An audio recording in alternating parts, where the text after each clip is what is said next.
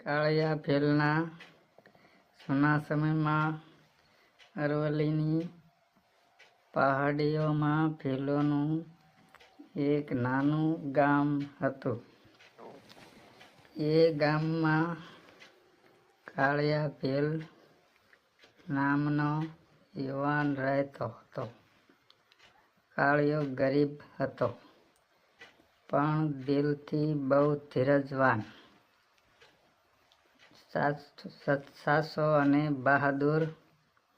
તેને જંગલના રસ્તા, પ્રાણીઓ અને પ્રકૃતિ સાથે ગાઢ નાતો હતો. એ સમયના રાજા અને તેમના સુબેદારો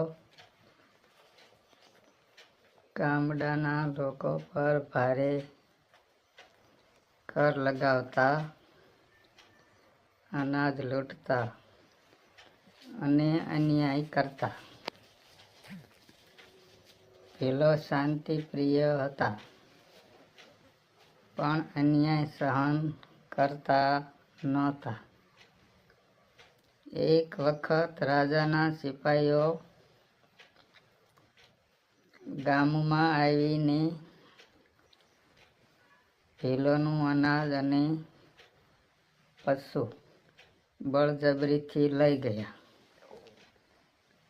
ગામના વડીલો ડરી ગયા, પણ કાળિયો ઊભો થયો.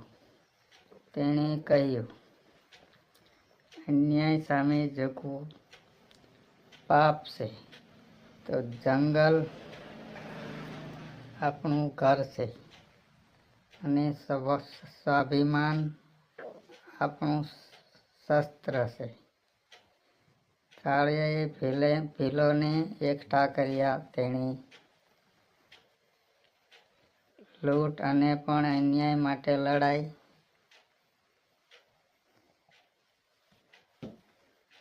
શીખવાડી. તેઓ રાજાના સિપાહીઓ પર અચાનક હુમલા કરતા, લૂંટેલું માલ પાછું લાવીને ગામ લોકોમાં વેચી દેતા.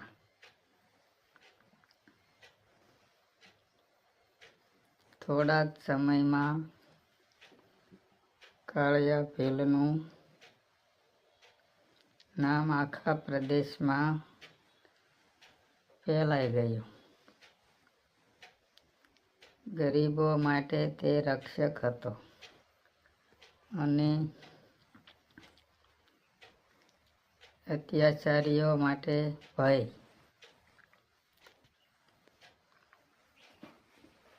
રાજાએ ઘણી વખત કાળિયાને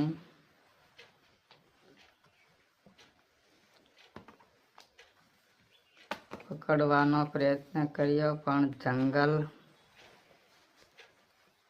કાળિયાનો મિત્ર હતો. છેલ્લે એક યુદ્ધમાં કાળિયો ગંભીર રીતે ઘાયલ થયો. કહેવાય છે કે તેણે છેલ્લી